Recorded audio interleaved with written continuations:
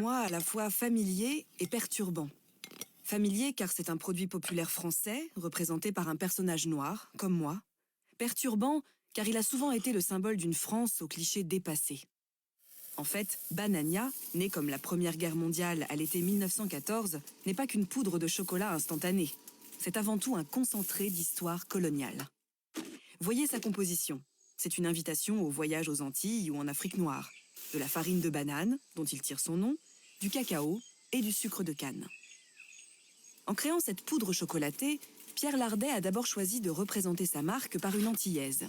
Mais dès 1915, contexte de guerre oblige, c'est le tirailleur sénégalais qui s'impose comme l'image du produit. Petite digression historique. En 1857, le général Louis Faidherbe, gouverneur de la colonie française du Sénégal, fonde un corps de soldats qu'il appelle les tirailleurs sénégalais.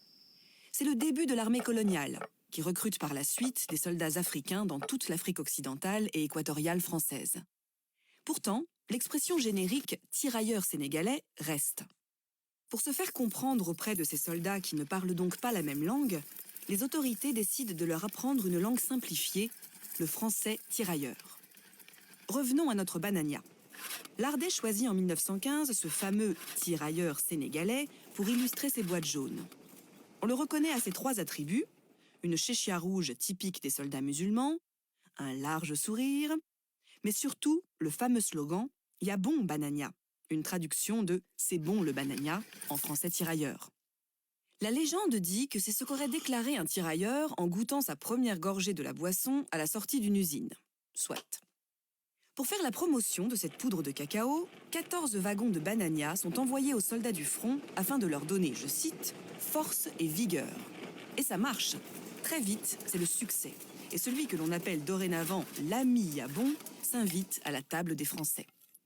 Hélas, pendant la Première Guerre mondiale, force et vigueur ne suffiront pas à épargner la vie de cette armée coloniale composée de soldats enrôlés de force et issus des quatre coins de l'empire colonial. Une armée à l'objectif clairement défini, économiser les vies des poilus blancs. Dans son livre, le général Mangin parle ainsi de « force noire à consommer avant l'hiver car ne supportant pas le froid ». Aux côtés des tirailleurs d'Afrique noire, des milliers de Maghrébins, Antillais et Kanaks ont été ainsi envoyés en première ligne pour défendre le drapeau tricolore. Au total, ils seront environ 200 000 soldats africains à combattre et plus de 30 000 à mourir pour la France entre 1914 et 1918. On les retrouve pendant la Deuxième Guerre mondiale. Les tirailleurs africains s'illustrent et tombent sur le champ de bataille ou dans les camps de concentration. Un triste épisode marque la fin de l'épopée des tirailleurs, le massacre de Thiaroye. Le 1er décembre 1944, dans un camp près de Dakar au Sénégal, l'ordre est donné d'ouvrir le feu sur des tirailleurs de retour du front qui réclament le paiement de leur arriéré de solde. Officiellement, 35 tirailleurs sont tués, mais 4 jours plus tard, un rapport dénombre 70 victimes. Malgré tout, sur les boîtes, le tirailleur continue de dire « Y'a bon Banania » jusqu'en 1977, date à laquelle le slogan, souvent récupéré à des fins racistes, est abandonné par la marque.